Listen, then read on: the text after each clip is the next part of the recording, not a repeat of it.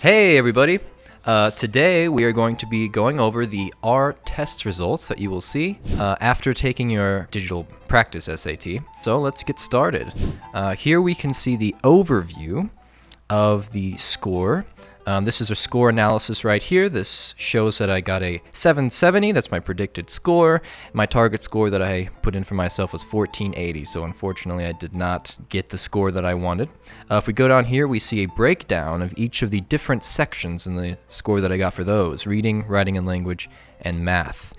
Down here, we can see the chances of acceptance of getting into the target school that I had for myself. University of Southern California is a hard reach. Here's some other available schools on the right. Keep in mind that some California schools do not actually require the SAT.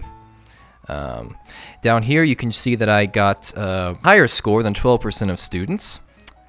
Could be better. This is pretty self-explanatory. This is your SAT ACT score converter. Down here is something very interesting, though. This is your heat map. And what the heat map shows are the questions which you got right and wrong, but also the chances of getting certain questions right based on which questions you do get right. So for question 1, me getting this one incorrectly means that I had a 39% chance of getting question 2 correct. Normally you could click on these and see the actual questions, but I do not have that function at the moment. And down here are the other test results, the same test results, and which questions I got correct and incorrect.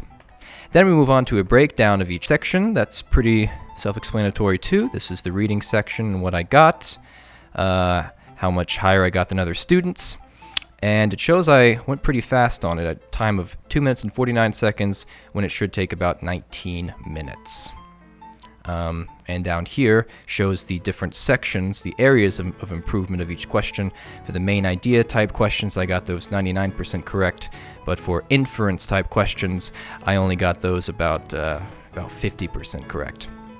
This format is repeated for writing and language as well as for math, so you can check those out whenever you do this.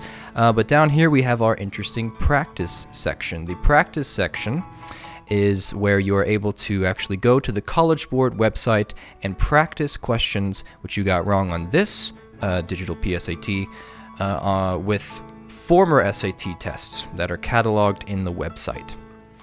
Pretty self-explanatory. Hope that covers everything, and have a good day. Study hard.